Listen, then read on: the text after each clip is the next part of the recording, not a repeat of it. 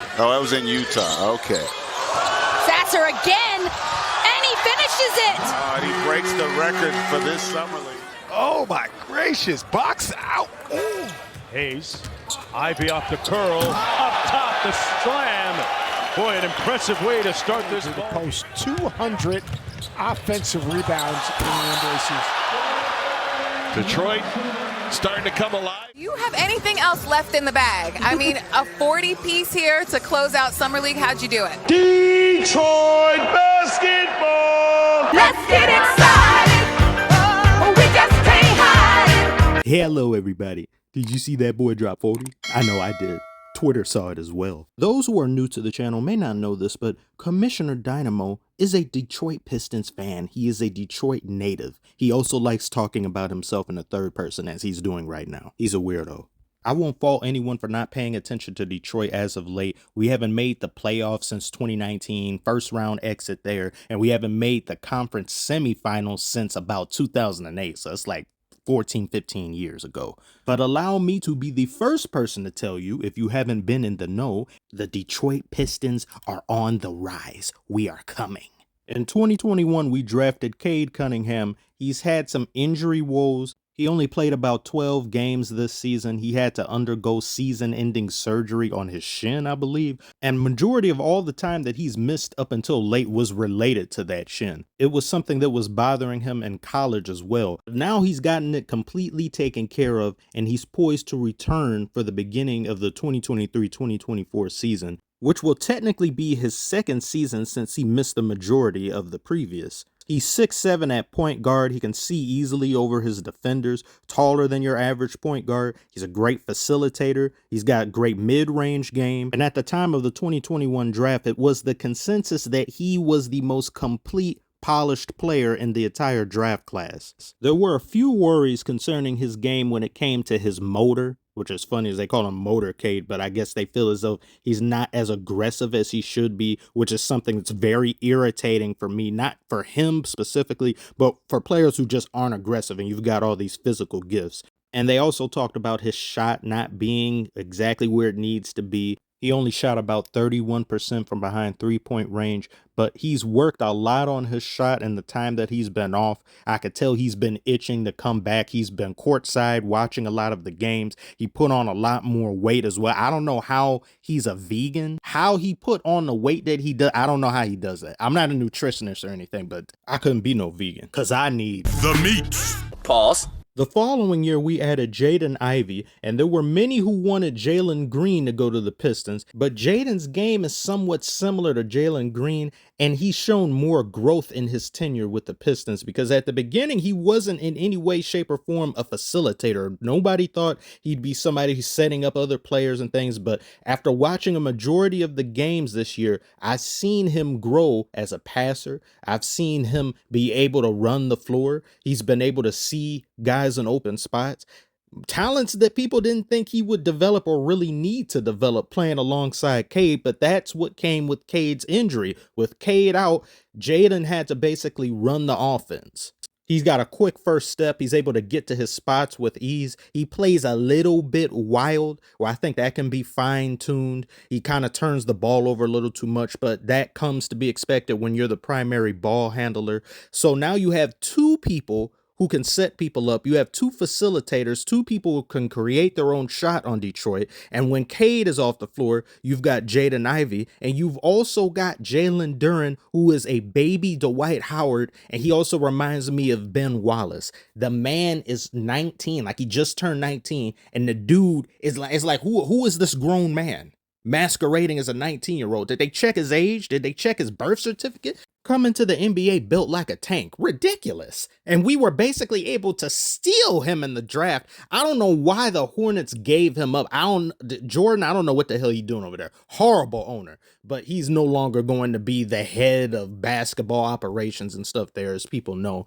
But whatever. Your guys' loss. We got him. The man is a walking double-double. He was averaging 10 rebounds in his sleep. He's great defensively. Rim protection is amazing. The athleticism is there. His feel around the ball as well. He's able to set other players up. Something else that people didn't think. Hey, this guy can also run the floor, run the offense a little bit too. At 6'11", you're not supposed to be doing all that.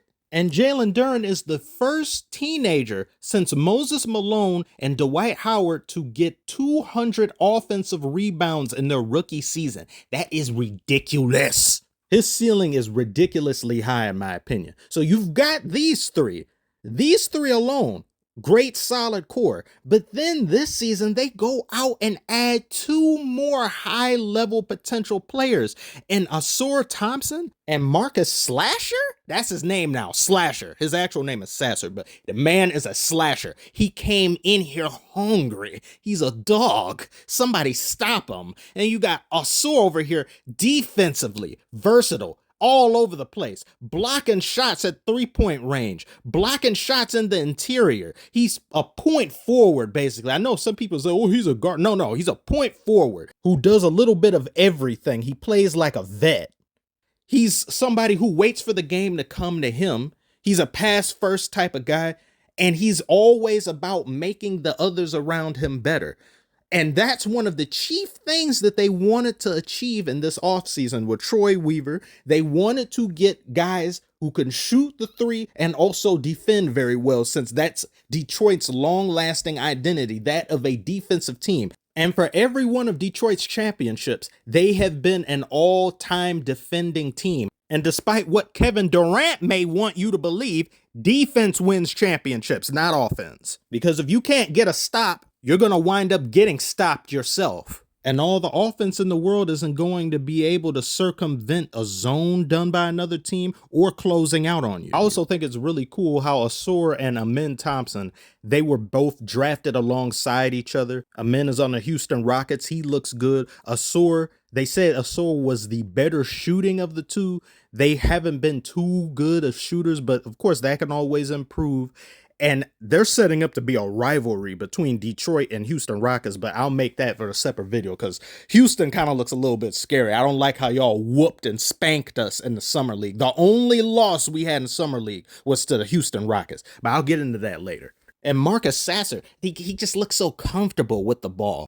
His shots are extremely confident in nature. He's shown the ability to run the offense as well. And if he's coming off of the bench, you now have yet another person that can take the load off of Cade's shoulders or Jaden's shoulders. And Ausuar can do basically the same type of things as well, though Marcus Sasser has more veracity and more offensive gifts into his game. And of course, with time, Ausuar can improve upon that as well. Now, you add all of this, and like I said, Detroit was going for defense because we were really bad defensively last year. Anybody was just getting whatever they wanted in the paint. You add in a Marcus Sasser, he's very great on defense. He is constantly in every other little play, poking a ball constantly. Ausuar, even better on defense. Now you've added people like Monte Morris, great veteran presence. Somebody else who can also handle the ball and dish it to people. We still got Bogdanovich, great sniper from 3-point range. We also have Joe Harris, who was the leader in the NBA in 3-point percentage not too long ago. I'm hearing people saying, oh, he's washed. He's not what he used to be. But just let's see. I know he had some injury woes, but if he's even able to come back as half or somewhat relative to what he was before offensively, that's even better. Cade now has multiple players he can rely on to get a bucket. He can create space for them as well as get his own shot. That was another problem with Detroit. Offensively, there wasn't a lot going on. But once you have Cade driving down the lane or Jaden Ivey with his quick first step, that's going to create open shooters and they can kick it and dish it to them. So you've got a very well-oiled machine here. You've also got James Wiseman, who the Warriors just gave him up just because he's not developing quick enough. But we've allowed James Wiseman to make mistakes, to grow and learn from those, which most players need to do. And the Warriors' timetable was just that of, we need a championship. We don't have time to wait on you to get on our level and learn the schemes. But here he's been able to show why he was the number 2 pick in the 2020 draft. He's not great from 3-point range, but he can knock them down somewhat comfortably. This summer league has shown us he's gotten far better at rebounding than he was in his years previous. He's more ferocious on the defensive end, and you've also got him being able to spread the floor as well. We also have Isaiah Stewart, who we've just given an extension to. He's a great glue guy, amazing energy coming off the bench. He's improved on his three-point shooting as of late, but unfortunately, he hasn't beaten the dude who tried to fight LeBron allegations, so that's pretty much how most people know him. So you've got this amazing, well-oiled machine here, and then you're able to procure a top elite coach in Monty Williams, who was able to create and cultivate a winning culture in Phoenix before they fired him and threw it out for crackhead offense. I'd put the Detroit Pistons among maybe the top 5 teams this offseason and what their moves have been and what they've been able to do. They didn't do any sexy moves. They didn't bring in some all-star or superstar, but they signed contracts that won't end up bogging them down in the next season, expiring contracts here and there. They've still got amazing salary cap flexibility for next offseason, which will be far more bountiful than this one was.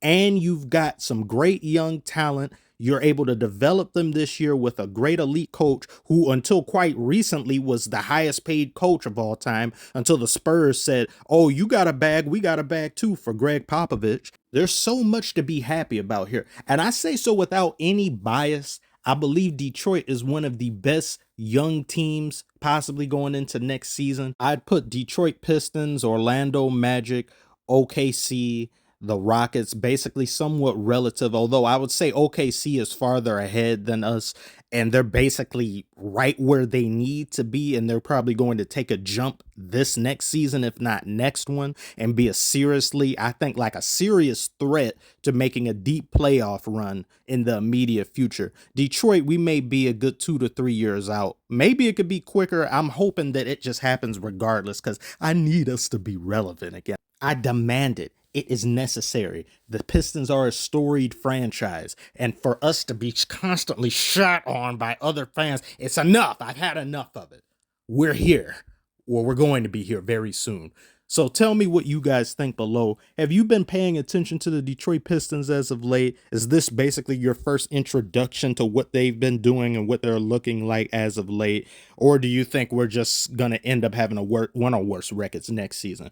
Do comment below, let me know. Like and subscribe if you're new. I thank you for watching, and I will see you all on the next one.